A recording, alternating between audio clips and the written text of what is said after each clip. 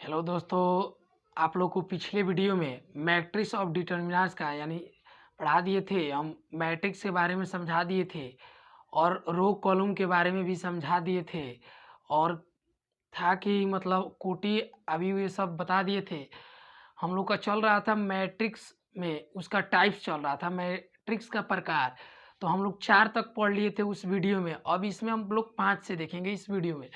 5 number है उदग्र अवयव। अब इसमें कहता है कि वैसा अवयव जिसमें रो की संख्या कॉलम की संख्या से अधिक हो, रो की संख्या कॉलम की संख्या से अधिक हो, उसे उदग्र अवयव कहते हैं। कौन सा अवयव कहते हैं? उदग्र अवयव कहते हैं। अब इसमें रो कॉलम के बारे में तो आप लोग को पिछले वीडियो में पढ़ा दिया हूँ। तो यहाँ पे देख सकते हैं उदग्र कह रहा है कि जो रो की संख्या है, यहाँ पे रो की संख्या कॉलम की संख्या से क्या है जी? अधिक है। तो यही ना रो है। ये क्या है? जो सीधा है वो सब क्या है? ऐसे जो है वो रो है। R1 R2 R3। अच्छा, ये क्या है? एक कॉलम है। ये सब बातें हम पिछले वीडियो में पढ़ा दिए हैं। तो यहाँ पे C1, ये क्या हुआ? C2। अब कह रहा है कि रो की संख्या कॉलम की संख्या से अधिक हो। तो पहले वाला रो लिखते हैं। तो रो की संख्या 3 है और कॉलम की संख्या 2। तो देखिए 2 से अधिक है कि नहीं? 3। तो पहला क्या है? रो है। दूसरा क्या है? कॉलम। इसमें भी उसी तरह से है। देखिए R1 R2 R3 C1। Column की संख्या 1 है। तो यहाँ पे क्या हो जाएगा? रो की संख्या 3 है, कॉलम की संख्या 1। तो यहाँ भी देखिए अधिक है कि नहीं है? कॉलम से अधिक है। तो अधिक होगा तो कौन सा कहलाएगा अवयव? उदग्र अवयव। अब यहीं पे आते हैं हम लोग वर्ग अवयव। अब वर्ग अवयव में क्या है? वैसा अवयव जिसमें रो की संख्या कॉलम की संख्या की समान हो, उसे क्या कहते हैं? वर्ग अवयव। अब इसमें रो की संख्या कॉलम की संख्या क्या होना चाहिए? समान होना चाहिए। जितना रो होगा उतना ही कॉलम। तो इसमें देखिए R1 R2, यहाँ पे देख सकते हैं C1 C2। तो रो की भी संख्या कितना है? 2। कॉलम की भी संख्या 2।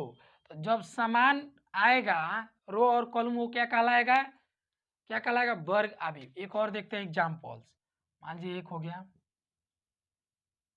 P बराबर जैसे ले लिए हम लोग 2 5 3 6 9 8 -3 -1 -5। प्लस माइनस से नहीं मतलब है। अच्छा, रो की संख्या कितना है? 1 2 3। 3 है। R1 R2 R3। कॉलम की संख्या 1 2 3। देखिए समान है कि नहीं है? रो की जितनी संख्या है उतना कॉलम की संख्या। जब समान संख्या है तो कौन सा अवयव कहलाएगा? वर्ग अवयव कहलाएगा। अगर दे देगा, मान लीजिए रो की संख्या दे दिया 2, जैसे इसको मिटा देते हैं। देखिए अब मिटा दिए तो रो की संख्या यहाँ पे क्या आ गया? 2 आ गया। कितना आया? 2, क्योंकि 1 और 2। कॉलम की संख्या 3। तो ये क्या कहेगा कि समान, कहेगा कि निम्न में से बताएं क्या है यह? समान अवयव है, वर्ग अवयव? कोई कहेगा है? नहीं है। क्यों नहीं है? क्योंकि समान नहीं है। कॉलम की संख्या और वर्ग की संख्या क्या है? समान नहीं है। रो की संख्या कॉलम और रो दोनों समान होगा तो कौन सा? वर्ग अवयव कहलाएगा। तो ये वर्ग अवयव नहीं है। अब बात समझ में आ गया। चलिए आगे देखते हैं कि विकर्ण अवयव। अब विकर्ण अवयव वैसा वर्ग अवयव विकर्ण के अलावा। अब यहाँ पे बात समझना है। विकर्ण के अलावा प्रत्येक अवयव शून्य हो, विकर्ण अवयव कहलाता है। और प्रत्येक अवयव शून्य हो। और विकर्ण किसे कहते हैं आप लोग तो जानते हैं। अच्छा, विकर्ण थोड़ा सा समझते हैं यहाँ पे। अब मान लीजिए एक वर्ग बन गया PQRS। ये क्या है? SQ क्या है? विकर्ण है। तो विकर्ण के अलावा यानी इसके अलावा प्रत्येक मान शून्य हो तो क्या कहलाएगा? विकर्ण अवयव। तो यहाँ पे देख सकते हैं हम लोग अच्छी तरह से, यही ना विकर्ण है। विकर्ण के अलावा प्रत्येक मान क्या है? शून्य है। यहाँ पे एक और एग्जाम्पल ले लीजिए। ऐसे ले सकते हैं 3 0 5 0 2। अब विकर्ण क्या है इसमें 3 2। अब विकर्ण के अलावा जो मान बच रहा है वो 0 है। अच्छा एक और लेते हैं, जैसे q इक्वल 2 0 0 0 0 3 0 0 0 2 5। अब चलिए, तो यहाँ पे तो विकर्ण ही है। अब यहाँ विकर्ण देख सकते हैं हम लोग, ये तो विकर्ण है, लेकिन विकर्ण के अलावा प्रत्येक मान शून्य होना चाहिए अवयव जो एलिमेंट की। तो इधर तो टोटल शून्य शून्य, लेकिन यह शून्य है नहीं है, यहाँ पे 2 है। तो ये विकर्ण अवयव है क्या, ये विकर्ण अवयव है नहीं है, क्या है नहीं है। क्यों नहीं है, क्योंकि इसका टोटल अवयव शून्य नहीं है, इसलिए क्या है विकर्ण अवयव नहीं है। अदिश अवयव वैसा विकर्ण अवयव जिसमें मुख्य विकर्ण का प्रत्येक अवयव समान हो, क्या कहलाता है अदिश अवयव, यानी स्केलर मैट्रिक्स कहलाता है। तो यहाँ पे अब बात समझना, अब सब में आएगा कि विकर्ण अवयव, विकर्ण अवयव समझेंगे तो ये समझ में आएगा। विकर्ण अवयव में टोटल अवयव विकर्ण के अलावा शून्य था तो विकर्ण अवयव कहला रहा था। इसमें कहता है अदिश अवयव में वैसा अवयव वैसा विकर्ण अवयव जिसमें मुख्य विकर्ण का प्रत्येक अवयव समान हो स्केलर मैट्रिक्स कहलाता है। अब प्रत्येक अवयव मुख्य विकर्ण के अलावा, अब जो विकर्ण होगा, जो ये विकर्ण S से Q है वो समान होगा, समान होगा तो क्या कहलाएगा अदिश अवयव। तो यहाँ पे देख सकते हैं समान है कि नहीं है, देखिए समान है कि नहीं, 5 5 5 है। अब विकर्ण के अलावा टोटल अवयव क्या है शून्य है, शून्य से भी कोई वो नहीं है इशू। अब एक और देखते हैं,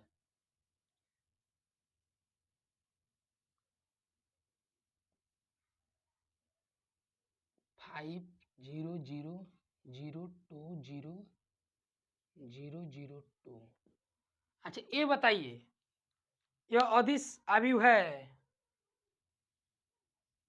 कि नहीं है, क्यों नहीं है, क्यों नहीं है, क्योंकि विकर्ण का प्रत्येक मान समान है नहीं है, तो यह अदिश अवयव नहीं है। अगर यहाँ 2 है 2 है, यहाँ भी 2 रहता तो समान अवयव का अदिश अवयव होता, समान होता। तो अब आइए अगला देखते हैं, इकाई अवयव कहिए या तत्समक अवयव कहिए, इसमें वैसा विकर्ण अवयव जिसमें मुख्य विकर्ण का प्रत्येक अवयव एक हो। अब विकर्ण का जो मान होगा ये विकर्ण वो क्या होना चाहिए 1 होना चाहिए, तो क्या कहलाए इकाई अवयव। यहाँ देख लीजिए विकर्ण का मान कितना है 1 है, यहाँ भी विकर्ण का मान देखिए कितना है 1 है। अगर यहीं पे एक और ले लिया जाए I3 में 1 0 0 0 1 0 0 0 2, तो अब यहाँ पे आप लोग इसको कह सकते हैं कि इकाई अवयव है नहीं है। क्यों नहीं है, क्योंकि कहता है यहाँ पे एक हो प्रत्येक अवयव, किसका अवयव मुख्य विकर्ण का प्रत्येक अवयव क्या हो एक हो, वो क्या कहलाएगा इकाई अवयव कहिए या तत्समक अवयव कहिए। तो ये क्या है नहीं है, यहाँ भी एक रहता तो हो जाता। अब आइए यहाँ पे बात समझिए ऊपरी त्रिभुजकार अवयव। तो ऊपरी त्रिभुजकार अवयव देखेंगे, सबसे पहले ये सब समझने से पहले यहाँ थोड़ा सा देखते हैं हम लोग। वैसा त्रिभुजकार अवयव जिसमें मुख्य विकर्ण के नीचे का टोटल अवयव शून्य हो उसे ऊपरी त्रिभुजकार अवयव कहते हैं। अब यहाँ पे बात समझना है, नीचे का टोटल अवयव, अब मान लीजिए त्रिभुज बन गया, ये क्या है PQS, यानी एक त्रिभुज है, क्या है समकोण त्रिभुज है। तो एक ऐसे भी त्रिभुज यानी समकोण त्रिभुज रहने दीजिए। तो मान लीजिए एक समकोण त्रिभुज बन गया, क्या बन गया समकोण त्रिभुज। अब यहाँ पे कह रहा है कि नीचे का टोटल अवयव, अब नीचे का मतलब कि यह एक त्रिभुज बना दीजिए, यहाँ इसको ले लीजिए 90 डिग्री क्यू को, यह एक त्रिभुज। अब इसके अपेक्षा जो इसका वैल्यू होगा इसके नीचे त्रिभुज के नीचे जो अवयव यानी एलिमेंट की संख्या वो टोटल शून्य होना चाहिए, तो वो क्या कहलाएगा, निचला त्रिभुजकार, सॉरी ऊपरी त्रिभुजकार अवयव। तो यहाँ पे अब समझेंगे हम लोग थोड़ा सा। वैसा वर्ग अवयव ए बराबर ज्वाइन ए आई जे एन गुणे एन जिसमें ए आई जे बराबर 0, जब, अब यहाँ पे बात समझिए, जब जे का वैल्यू क्या हो, आई से छोटा हो, यानी कॉलम की संख्या रो से कम होनी चाहिए। अब यहीं पे बात समझना है, तो हो तो उसकी त्रिभुजकार अवयव कहते हैं, ऊपरी त्रिभुजकार अवयव कहते हैं। ए बराबर, एग्जाम्पल के लिए इतना ले लिए हैं, अभी ये बात नहीं समझ में आएगा, ये समझाएंगे तब ये समझ में आएगा।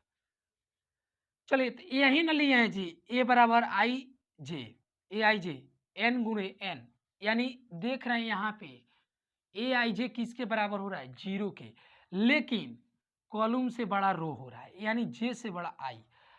पहला देखिए यहाँ पे आई है, दूसरा क्या है, जे है, तो जब जे से बड़ा आई होगा तभी 0 के बराबर होगा।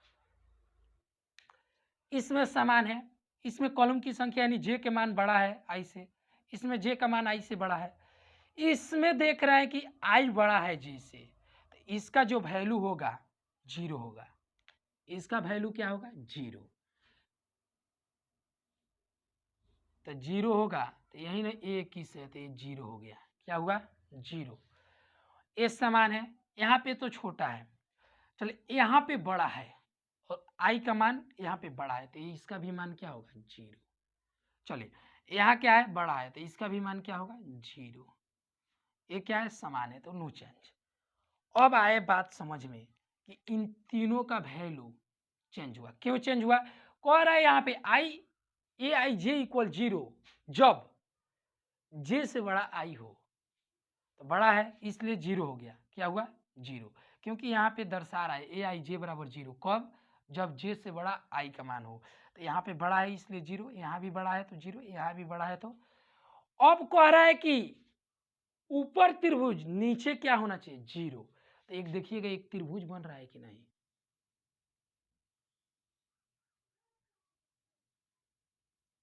और टोटल नीचे का अवयव जो है 0 है, क्या कहलाएगा ऊपरी त्रिभुजकार अवयव।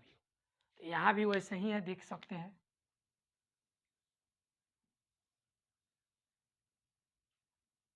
यहाँ भी देख सकते हैं, देख रहे हैं, अगर यहीं पे ये 0 ऊपर रहता ये नीचे, तो ऊपरी त्रिभुजकार अभी होता नहीं होता, क्यों नहीं होता, अब वो भी देख लेते हैं। मान लीजिए ऐसे अगर रहता है, ऐसे मान लीजिए क्यू बराबर दे दिया कोई क्वेश्चन, कहेगा कि निम्न में ये बताइए, आप लोग बताइए, ऐसे मान लीजिए 3 0 0 2 5 0 9 -3 2, मान लीजिए तो त्रिभुजकार है ना, लेकिन इसके ऊपर 0,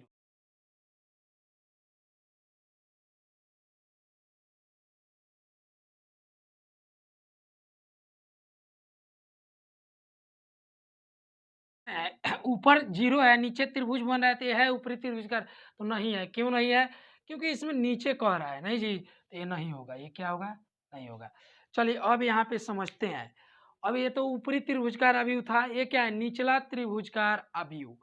अब इसमें भी सेम ऐसा ही है, बस इसमें ऊपर 0 होना चाहिए, नीचे त्रिभुज बनना चाहिए। देखिए अब यहाँ पे वैसा वर्ग अवयव ए बराबर आई ए आई जे एन गुणे एन, जिसमें एम गुणे एन भी कर सकते हैं, लेकिन एन गुणे एन समान रहेगा, ए आई जे बराबर 0 जब क्या होगा, जब यहाँ पे, अब वहां तो बड़ा हो रहा था लेकिन यहाँ पे आई छोटा होगा, वहां पे आई बड़ा हो रहा था, हो तो निचला त्रिभुजकार अवयव कहलाता है।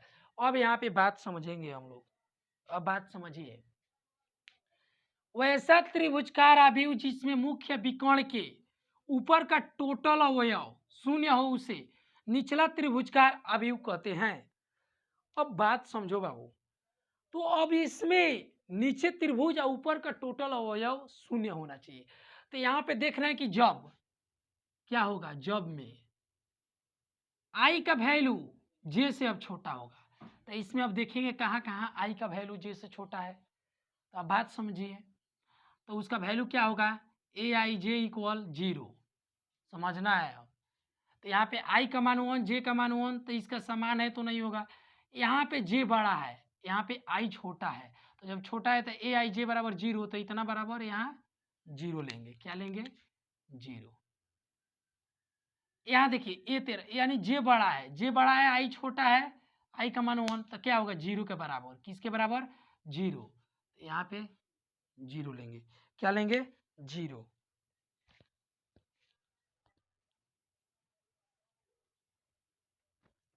चलिए, तो 0 ले लिए यहाँ पे। यहाँ देख रहा है कि क्या है? छोटा है, ये जे क्या है? जे का मान छोटा है, समान है। यहाँ पे जे का मान बड़ा है, तो यहाँ क्या होगा? 0, यानी कॉलम बड़ा है। यहाँ सब समान है, छोटा है। चलिए, तो अब नो चेंज। तो यहाँ पे देख रहे हैं कि इसका और इसका वैल्यू चेंज हुआ है, यानी इसके स्थान पे 0 रखेंगे। क्यों रखेंगे? क्योंकि बड़ा है, तो बड़ा रहेगा तो ए आई जे इक्वल 0। तो यहाँ पे देख रहे हैं कि एक त्रिभुजकार बन रहा है अभी।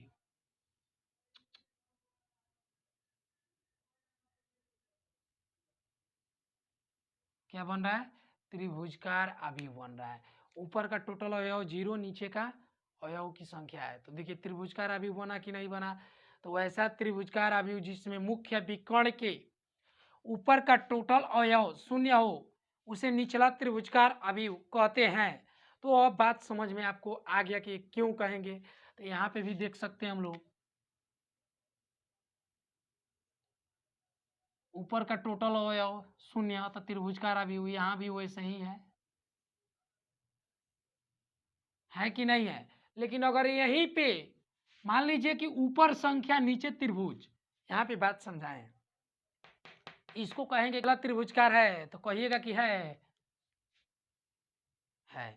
अच्छा, अगर कहेंगे ऊपर का टोटल अवयव 0 और नीचे का टोटल क्या होना चाहिए? त्रिभुज होना चाहिए, तब ना होगा। क्या होगा तब? कौन सा भी होगा? ऊपर का टोटल अवयव 0 हो, निचला त्रिभुजकार अवयव कहलाएगा। तो इसको अगर हम कहें कि निचला त्रिभुजकार अवयव है, तो नहीं है। क्यों नहीं है? क्योंकि ऊपर त्रिभुज बना है, नीचे त्रिभुज बनेगा तो निचला त्रिभुजकार अवयव। अब बात समझेंगे यहाँ पर तुल्यनिक अवयव। अब वैसा दो अवयव जिनके कोटि समान हो, तुल्यनिक अवयव कहलाता है। अब बात समझेंगे। अब दो कोटि समान, यहाँ पे देखिए, अब वैसा दो अवयव जिनके कोटि समान हो। अब कोटि समान मान लीजिए जैसे में लेते हैं,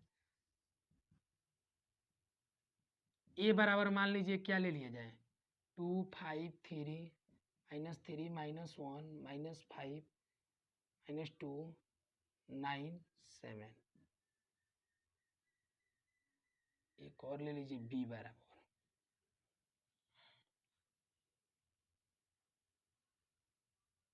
7 2 5 1 3 0 2 9 4। रो की संख्या कितना है? 3। और कॉलम की भी संख्या 3। इसमें रो की संख्या 3, कॉलम की संख्या 3। अब बात समझो, कोटि के बारे में पिछले वीडियो में पढ़ाए हैं। तो यहाँ पे देखिए कोटि इसका 3 गुणा 3, इसका भी कोटि 3 गुणा 3। ये दोनों का कोटि क्या है? समान है। समान है यानी इक्वल। क्या है? समान है। जब समान है तो क्या कहलाएगा? तुल्यनिक अवयव। अब वैसा दो अवयव जिनके कोटि समान हो, तुल्यनिक अवयव कहलाता है। अब दोनों का कोटि क्या है? समान है। एक और एग्जांपल लेते हैं। जैसे मान लीजिए p बराबर ले लिया जाए 2 5 3 6। a बराबर ले लिया जाए 2 9 3 4 2 6। इसमें रो की संख्या 2, लेकिन कॉलम की संख्या 3। इसमें रो की संख्या 2 और कॉलम की भी संख्या 2। इन दोनों का कोटि समान है। आप ही लोग देखिए, समान है? समान है? नहीं है। नहीं है तो तुल्यनिक अवयव नहीं कहलाएगा। अब इसके आगे हम लोग अगले वीडियो में पढ़ते हैं।